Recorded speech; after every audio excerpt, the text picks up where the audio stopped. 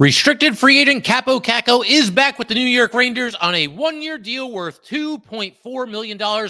We discussed why this was a perfect deal for both sides, but we also wonder if this might be Kakko's final season with the Rangers.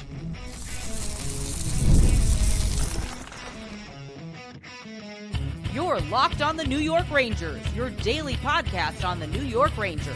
Part of the Locked On Podcast Network, your team every day. Welcome back, Blue Shirts fans, to episode number 1091 of the Locked On New York Rangers podcast. I'm your host, John Chick. Just want to thank you guys, as always, for making Locked On New York Rangers your first listen every day. We are free and available on all platforms, including YouTube. And today's episode of Locked On New York Rangers is brought to you by FanDuel. Make every moment more. Right now, new customers get $200 in bonus bets with any winning $5 bet. That's $200 in bonus bets with any winning $5 bet. Visit FanDuel.com/LockedOn to get started. And we are, of course, part of the Locked On Podcast Network, your team every day. So talking about the man of the hour here, that, of course, would be Kaapo Kakko. He re-ups with the New York Rangers on a one-year deal worth $2.4 million, a slight raise from his previous contract, although not quite as long in length. His last deal was a bridge deal for 2 years. This one going to be just 1 year. But I talked in a recent episode about Kaapo Kakko. We've been going through the entire Ranger free agent class here, all the UFAs, all the RFAs, and we talked about Kakko. We talked about Brian Schneider. We've talked about Ryan Lindgren. We're going to continue to do that going forward, all the other UFAs and RFAs that are still remaining here. But when we talked about Kakko, I threw out the idea of a one-year deal.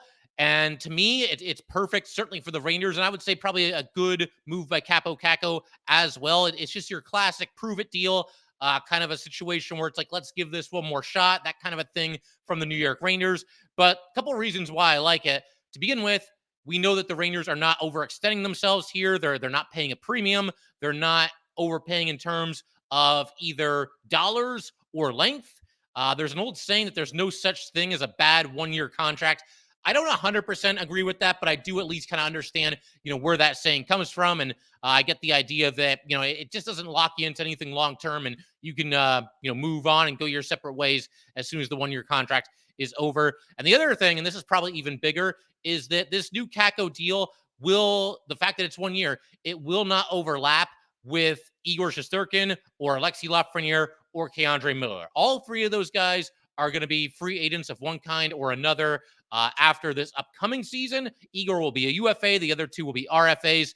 But, Kakko right now, the fact that he's only signed for 1 year, his cap hit, it's non-existent after this year. So no amount of money that the Rangers are paying Kaapo Kakko is going to adversely affect their ability to, sign one of those guys, the three players that I just mentioned. A couple other free agents next season for the Rangers as well. And we're going to discuss that in greater detail a little bit later in today's episode. But, again, this just gives Kakko and the Rangers another shot to finally see if they can put everything together going into year 6 as a New York Ranger. As difficult as that is to believe, it is indeed a fact. Kaapo Kakko going into year 6 with the Blue Shirts. And, something that I like about this, and something that to me is appealing, the fact that Kakko is still here, is that Laviolette, I think of the 3 coaches that the Rangers have had with Kaapo Kakko on the team, David Quinn, Gerard Gallant, Peter Laviolette. I think a young player like Kakko, probably just about any young player, but certainly somebody like Kakko, to me, it feels like he's in the best hands with Peter Laviolette. We've seen over the years all the different stops that Laviolette has had as a head coach, how he's had a lot of success with a lot of young players from different teams. Some of them went on to fantastic careers. Some of them are still playing in the NHL now. And obviously last year, Alexis Lafreniere finally has his breakout season. Obviously, Lafreniere has a lot to do with that, and so do his line mates, Panarin and Trocheck. But, Laviolette helped get him there. I think that's for sure. And maybe you can do the same with Kaapo Kakko. I do like the fact that, Laviolette and Kakko were both accountable after the season, how, they just never got Kakko to that next level. And again, I'm just glad that, Peter Laviolette gets at least a second crack at coaching Kaapo Kakko next season, because I think if any of the Ranger coaches, as I said, that have been here since Kakko's been here, are going to get the most out of him, to me, just kind of a gut feel, it'll probably be Peter Laviolette.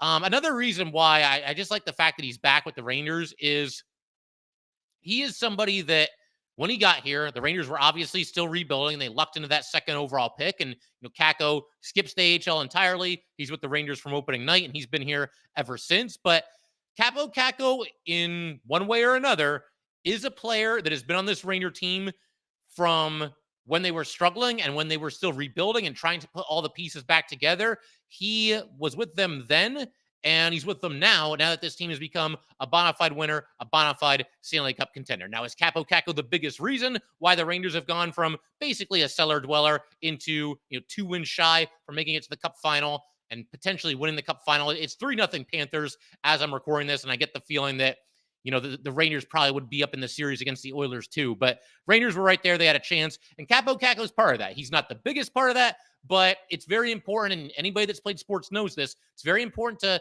establish a culture of winning. And he's been in that locker room, and he's been down in the weeds with all these players, just like all the other star players in this team have. The guys that have kind of been leading the way. Kaapo Kakko is at least a part of that. And when you have a situation like that, and you have the option of either moving on from Kaapo Kakko and replacing him with a very similar winger, a guy who's also making about the same amount of money, maybe like $2.4 million a season. If you can have the option between doing that or just keeping Kaapo Kakko, I'm going to choose to keep Kaapo Kakko in the fold every single time. Because again, he's been here. I think that's a very good locker room, a very strong locker room. And again, Kaapo Kakko, he hasn't been the superstar of this team. He hasn't been like one of the driving forces, but the bottom line is the Rangers have improved. They have gotten better since Kaapo Kakko has been on the team, and everything else being equal, give me Kaapo Kakko back on this team for one more year. And something else, this is big for me, and you guys can decide how important this is to you and all that, but Kakko, to me, and I tweeted this out when the news broke that Kaapo Kakko was indeed staying with the Rangers on a 1-year deal. You can say what you want about him. He's fallen short of expectations. And, oh, man, this is your number 2 overall pick. He's been here for 5 years. When is he going to put it together? Those are all valid criticisms and valid, stances to take. One thing that I don't think you can take away from Kaapo Kakko is it always seems like, he genuinely likes being a New York Ranger. He acknowledges struggles like I was talking about a minute ago on breakdown day. He had some of the more interesting quotes when the Rangers were, meeting with the media for the last time. He, again, was accountable, admitted that he got a chance this season and just was not able to take advantage of it. Because as we have talked about on here, he did get a decent amount of run with Mika and with Kreider. Look, there are other players around this league. This is a fact. There are other players around this league where if things not going their way and they're not, getting the ice time that they want, they're not getting the prominent role that they want, maybe things just aren't clicking with their line mates or whatever. You guys know as well as I do, there are other players around this league who, if they were in Kaapo Kakko's shoes, will be looking for the door right now, asking for a trade. I just want to move on. I want to change the scenery. I want a fresh start. No, Kaapo Kakko, for whatever you can say about him, he wants to be here. He wants to figure it out. He's always spoken very highly of New York, seems to genuinely like his teammates, genuinely, enjoy the fact and be proud of the fact that this team has turned into a winner, while he's been here. And I mean, hey, he's had a couple of chances of winning a Stanley Cup. He's been at the Eastern Conference Final, just like the Rangers have in 2 of the last 3 seasons. So he knows that they have a chance, and it seems to be important for him. And again, you can talk about his lack of offensive production all you want, but he has been a good defensive forward for the Rangers. And again, somebody that genuinely wants to be here. And I'll leave it up to you guys. You can let me know how important you think that is. But again, if you've played sports, you know that when you've got a strong locker room, a strong group together, and everybody's playing for the guy next to them, you can accomplish some pretty special things. And the Rangers have been close, and they're keeping one of their guys in the fold next year. And I think it's a good idea. I think it works for both sides. And if it's up to me again, I think a 1-year deal is probably the way to go here. So with all that said, we're going to keep everything rolling here. This is the Kaapo Kakko show. Once again, as it was, I think a little bit earlier in this week is when we last talked about Kakko. But in just a minute, we're going to, again, keep talking about Kakko and more specifically his role with this team next season. What I think it could be, what I think it should be, what it could eventually evolve into. We will get to all that fun stuff in just a second. All right, we just want to take a minute to let everybody know that today's episode of Locked On New York Rangers is brought to you by FanDuel. Summertime means baseball, the NBA Finals, and more, and you can bet it all on FanDuel. Right now, new customers get $200 in bonus bets with any winning $5 bet. That's $200 you can use to bet everything from the Finals MVP to who's going to hit one out of the ballpark. Visit FanDuel.com/lockedon and add a big win to your summer bucket list. FanDuel, America's #1 sportsbook.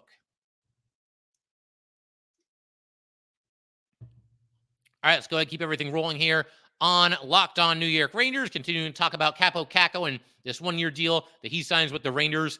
So I want to talk a little bit about what could be expected from Kaapo Kakko next season. Is he going to finally break out? Is he going to finally look like, the player that was drafted #2 overall, besides just little, 5-game spurts every now and then where he picks it up and gets on the score sheet a couple of times? We have seen that. We just haven't seen him do it over an extended period of time. So I'll answer that question in a minute, but to begin with, I want to back up just a little bit here to this past offseason. Peter Laviolette hired as the new coach of the New York Rangers. He's getting in touch with all of his players and laying out the expectations and everything, before training camp, before the preseason. And Kakko was contacted by Peter Laviolette. Laviolette basically told him straight up he'd like to try Kakko with Mika Zibanejad and Chris Kreider on the Ranger top line. And of course, that's exactly what happened. Kakko started with Mika and Kreider. The line wasn't really producing. Kakko wasn't really doing a whole lot of anything. And then we saw Kakko move down to the third line. He basically just flip-flopped with Blake Wheeler. The Rangers got off to a great start last year, so they weren't messing with the line combinations too much. That was the first notable change that they made. They sent Kakko down the lineup to the third line. They moved Blake Wheeler up to the top line. And you guys know the story. At that point, it's just a revolving door. It's been a never-ending revolving door at top line right wing ever since Pavel Buchnevich was traded away. And we've talked about that trade quite a bit. We don't have to get into a lot of detail there. But even last season, it goes from Kakko to Wheeler to back to Kakko to back to Wheeler. Vesey, Brodzinski, Roslovic was there. Even in the elimination game against the Panthers, they actually tried Alex Wenberg on the right wing. So they've just never really been able to figure it out. Kakko, though, did get multiple chances to play on that top line. I believe he was even there at least for a game or two in the playoffs. Again, it never really stuck, and it never really seemed to click between him and his line mates. So that's kind of how everything went last season. Now, as far as this season coming up, I'm not really looking for Kaapo Kakko to start on the top line. I would almost like to see him start on the third line, and then maybe in due time, if he shows well there and he looks like he's firing on all cylinders, and man, Kaapo Kakko's finally there. He's finally breaking out. He's that dude. Maybe at that point, you can move him up to the top line. But I'd like to see him start next season on the third line. And that's not so much like an anti-Kakko perspective for me as much as it's a perspective of I want the Rangers to get a bona fide, big-time right winger on the top line. I talked about a second ago, the revolving door and all the different players they've tried there, all the different, third-line wingers that they've tried to basically make into a top-line winger, and it just hasn't happened. It just hasn't worked.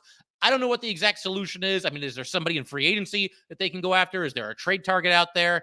We'll talk about that more on a different day. But I think among several things that the Rangers could look to do this offseason, that's up there for me. That's one of the top priorities, top line right winger. And could Kakko be the guy? I mean, it's at least possible. But like I said, I don't want to go into next season with Kaapo Kakko as basically the only option to play top line right wing. And then you don't really have a backup plan if that falters. I mean, you could try some of those other guys that I already mentioned and just see if anything ever sticks. But to me, in a perfect world, and we'll see if the Rangers have enough cap space to do this, if they have enough assets that they're willing to trade away, if it's via a trade. But again, I would like to see a permanent fixture and a guy that as soon as he's on the Ranger roster, you say, yep, that's the guy. That's our top line right winger. I don't know that Kakko's really that guy at this point. It's possible he becomes that guy, but we just haven't seen it yet, at least not with any sort of consistency.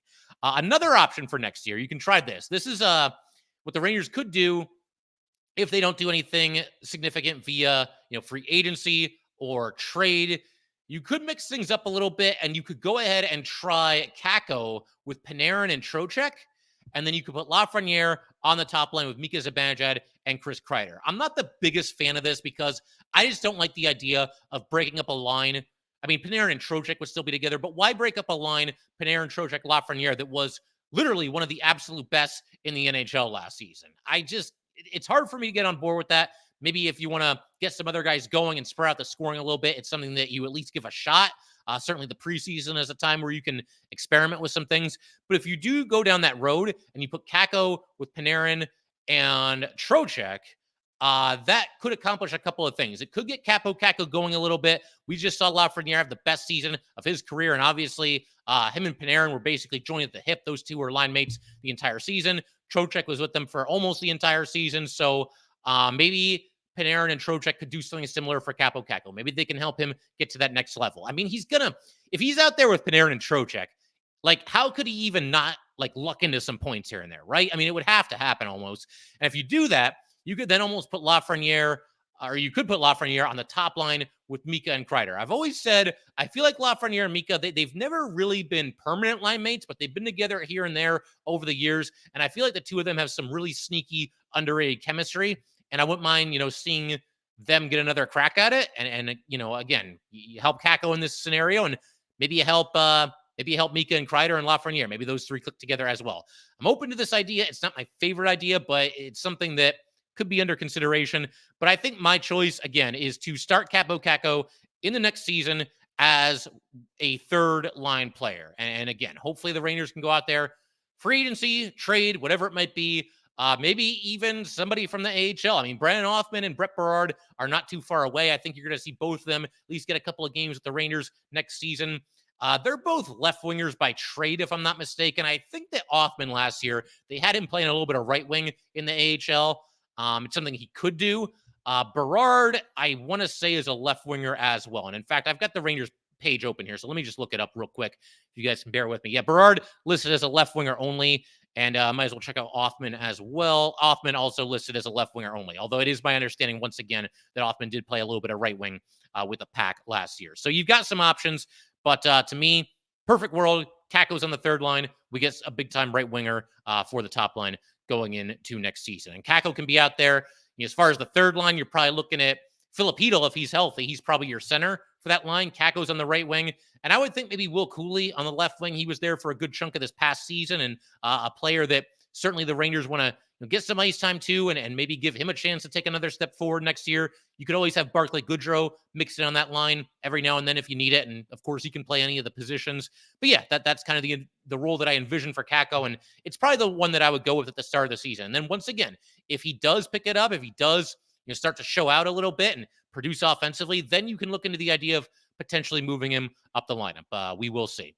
But we're going to keep everything rolling in just a second. I do want to address the possibility that Kaapo Kakko could still be traded. I mean, he is under contract now, and he did just get this new contract with the Rangers, but that's not to say that it'd be impossible for him to be moved before the start of next season. We'll talk about that.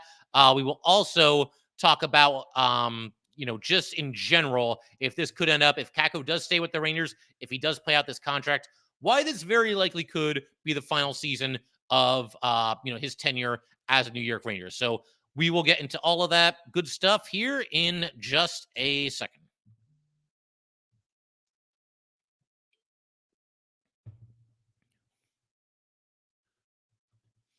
All right. Are you watching Fox Sports or ESPN on your TV all day? Have to turn down the volume with all that shouting? Make the switch to Locked On Sports Today, a free 24/7 sports streaming channel programmed for you every day to bring you the biggest stories without all the screaming. Locked On Sports Today brings you can't-miss analysis, opinions, and news, streaming 24/7 on YouTube or the free Amazon Fire TV channels app, part of the Locked On Podcast Network, your team every day.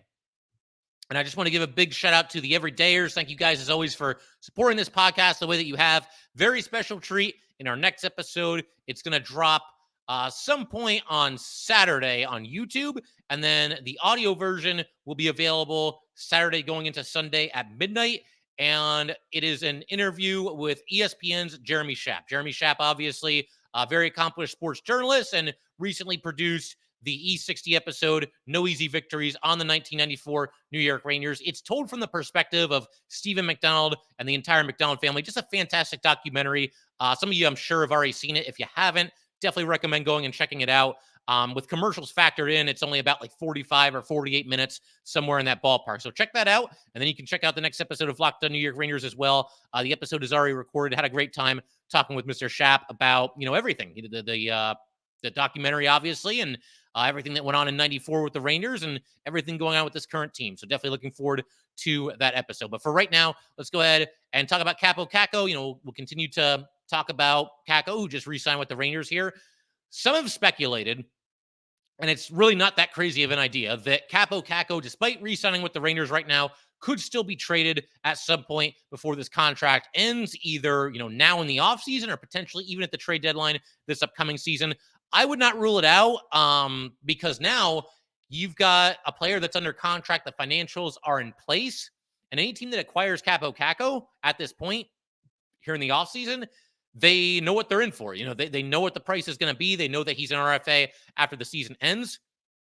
The only tricky thing about a team going out there and trying to acquire Kaapo Kakko is that, he's only on a 1-year deal. So if you're like a rebuilding team, JD Young, he does an awesome job with Locked On Sharks. He did an episode not too long ago where he talked about the idea of, the Sharks potentially trading for Jacob Trouba, and then you get Kaapo Kakko as a sweetener. And it's an intriguing idea, I think, for sure. Maybe we'll talk to JD in the future about that. We'll do like a mock trade negotiation or something. But it's one of those things that I suppose it's at least possible that something like that could happen, whether it's the Sharks or any other team. I mean, you don't necessarily have to have Trouba involved and have Kakko as a sweetener. But, yeah, I mean, any team acquiring him, whether it's the Sharks or anybody else, you've got him for 1 year, and then he's an RFA. Now, of course, RFAs don't have a ton of leverage. So if you're the Sharks or, once again, any other team that brings him in, I'm sure you'd probably feel okay about it. We got him for this year, and then, we'll figure out a deal with him in the following offseason. But could he still be dealt this offseason right here, right now, within the next, month, the next week, the next couple of days here? If the Rangers want to make a move and need a little bit more cap space, yeah, I think that's certainly possible. Could he be traded at the trade deadline this upcoming season? I think that one is a little bit less likely because one of two things is going to happen. Either the season starts and Kakko produces, and he's producing as well or better than he ever has in his NHL career. If that's the case, and the Rangers are contending next year, which I assume they will be, then in that scenario, the Rangers probably aren't going to be looking to offload him unless there's a player they need to bring in with a big cap hit and you need to clear some cap space, and trading Kaapo Kakko is a way to do it. But that's the only way. And if the opposite happens and Kakko continues to struggle offensively and continues to not really, put up the kind of numbers that you would expect from the hyped up number 2 overall pick from, a half decade ago, then his asking price isn't going to be, very high. The Rangers won't be able to get much for him. And at that point, I mean, if you're going to get just like a 3rd round pick for Kakko, you're better off probably just hanging on to him. And, well, at least he can play defense and give us a little bit of depth. So I don't really see it happening at the trade deadline. I feel like if Kaapo Kakko is going to get moved before this contract expires, it probably happens in the offseason. But I wouldn't really look for that either. I think that Kakko is going to finish out, this contract and do so with the New York Rangers and be an RFA at the end of the season. But that also leads me into my next question, my next inquiry here. Will this be Kaapo Kakko's final season as a New York Ranger? I talked about a minute ago how I like the idea of a 1-year deal, but let's be honest here. This is not exactly a big-term commitment by the Rangers. It's not exactly like a ringing endorsement, a big-time vote of confidence, use whichever expression you want. It's kind of like, okay, you can be back, but we're going to keep you at arm's length here. We're not going to make any kind of anything even resembling a long-term commitment. And to answer the question, is this Kakko's final season as a Ranger? I get the feeling that one way or another, it probably is. This probably is the last season that Kaapo Kakko will be a Ranger. Once again, this will be his 6th season as a Ranger. I get that he's still young and everything like that, but, upside and potential that can only last for so long. And if there's a situation where Kakko struggles offensively again, or if the opposite happens, I just talked about this a minute ago, but whether he struggles or whether he has like the best season of his career, it's going to be difficult for the Rangers to bring him back after next season because of something that I mentioned very briefly earlier in this episode. And that is the laundry list of free agents that the Rangers are going to have after this season ends. Among them are Igor Shesterkin, UFA. He's going to break the bank, probably end up getting the highest, average annual value that we've ever seen an NHL goalie get. He'll be entitled to that, and he'll probably get it. So he'll be a UFA. You've got Alexis Lafreniere, who's an RFA, and you've got Keandre Miller, who's an RFA. Those are the 3 I mentioned earlier. And I would say, as things stand right now, all 3 of those players more important, more valuable to the Rangers than Kaapo Kakko. It's not a knock on Kakko. That's just the way I feel. And with Igor and Lafreniere, it's basically not even up for debate based on everything that we've seen, certainly this past season. With Miller, I mean, it could go either way. There's always some Ranger fans looking to push him out the door, but I get the feeling Miller will probably stick around. If you end up trading Keandre Miller next year, maybe that opens the door for Kaapo Kakko to come back. Anything is possible. But to go through the rest of this list here, and there's others even in addition to this, but these are kind of the big ones or somewhat big ones. Zach Jones, he's going to be a restricted free agent at the end of next season as well. I think a lot of Ranger fans, myself included, are looking for him to get some rope next year, get a real crack, the inside track to the 6th defenseman role. And I get the feeling that probably is what will happen. So he'll be an RFA. Will Cooley will be an RFA. Matt Rempe and Adam Edstrom will be RFAs after next season. And again, you can't keep everybody. At some point, you do have to say goodbye to certain players, guys that maybe you don't want to lose. But that leads me back to Kakko. If he comes off of another down season, he's going to be commanding, I don't know exactly what the price tag would be, but assume he gets another, little bit of a raise, like $2.7 million. I mean, are you really going to give him that when you can have guys like Will Cooley and, Rempe and Edstrom? You can get those guys on like 6-figure contracts. And then there's the other guys, the other group that are going to get the big time money. Kakko would just seem to be the odd man out in that picture. And if he has the best season of his career, if he finally breaks out and finally gives the Rangers everything we've been hoping that he would give us, maybe at that point he becomes a little bit more of a priority, but you're still going to have the same problem because you still got that laundry list of free agents. So it's going to be tough for the Rangers to work Kakko into their plans beyond this season. It's not impossible. I certainly wouldn't rule it out. And, we'll see what the salary cap is next year. There was a bigger jump from last year to this year than I think was largely predicted. So maybe the same thing happens next year. We will see. Never say never. Maybe they trade somebody else that's got a little bit of a contract and, Kakko sticks around. It's at least possible. But yeah, if you're asking me straight up, do I think this is it for Kakko? Yeah, I think one way or another, this is probably going to end up being his last season as a member of the New York Rangers. And don't rule it out. Don't rule it out him being back after this season. But you know what? The best thing the Rangers can do, just win the Stanley Cup next year. That way, Kaapo Kakko gets to be a part of it. And as we know, the last time the Rangers won the Cup in 1994, a couple of important players to that team, guys that they brought in as rentals and otherwise were on their way in free agency the following offseason. And that's just the nature of the business. Again, you can't keep everybody. And if this is Kakko's last year and it ends with him holding the Stanley Cup over his head with the rest of the Rangers, that's a pretty cool way to go out. So obviously a long way between now and then. This year's Stanley Cup final hasn't even concluded as I'm recording this, but it's fun to dream, isn't it? So there you go. But yeah, I figure we can call it there. One other little bit of news for the Rangers is that this is the last thing we'll talk about today. 23-year-old Ranger goalie Olaf Lindblom has now signed a 1-year contract to play with the Pelicans of the Finnish Liga. The deal also has a 1-year option. And for anybody that might not be familiar with Lindblom, he was taken by the Rangers in the 2018 NHL draft. He went in the second round, number 39 overall. And really, I mean, there's no other way to say it. He just wasn't very good. Never really seemed to put the pieces together. This past season, he spent most of it in the ECHL. He ends up with a 10-15-3 record, a 3.56 goals against average, and an 884 save percentage. This is somebody, I mean, he's not old. He's 23 years old. But when you take a goalie in the second round, you're looking for better numbers than that. And honestly, at the age of, 22, 23, if they're in the ECHL, that's probably not the best sign either. And if they're getting lit up in the ECHL, that's really not a good sign. So it got to a point where I just don't think the Rangers really saw a future with him, really saw him as an NHL goalie anymore. The funny thing, he actually did a little bit better in the AHL with the Wolfpack than he did in the ECHL, but he only played 6 games there. And really, there was just nothing, like I said, that was there that would lead you to believe that this guy is going to be like a strong NHL goalie. But that was a really rough draft for the Rangers in 2018.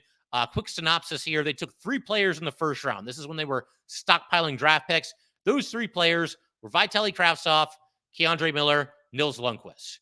So they went 1 for 3. At least with Nils Lundqvist, they flipped him. They got a first-round pick in exchange for him. And K'Andre Miller, I know he has his critics, but he's mostly been a steady player for the New York Rangers. And if nothing else, a fixture in the top 4, those defensemen. But Miller's the only player that was worth anything for the Rangers in that draft. After those first couple of rounds, Lindblom was taken in the second round. After that, I mean, it's like Joey Keane and a bunch of guys that you've basically never heard of. So, and none of whom ever played a single game for the New York Rangers in the NHL. So rough draft there. And yeah, Lindblom, I mean, all the best. It obviously never worked out with the Rangers. And as I mentioned, he's going back to Finland, and we'll see. We'll see how things go for him. But I'm not going to be like tracking his every move because it doesn't seem like there's much of a future for him with the New York Rangers. But just wanted to update you guys on that situation. And I figure we can call it there. If you guys would like to get in touch with this podcast, please send an email to lockedonnyrangers@gmail.com. Once again, that is lockedonnyrangers@gmail.com. Definitely give us a follow on Twitter as well at LO_NY_Rangers. Once again, that's at LO_NY_Rangers. And definitely subscribe to Locked On New York Rangers YouTube channel. Thanks again, guys. I will see you next time.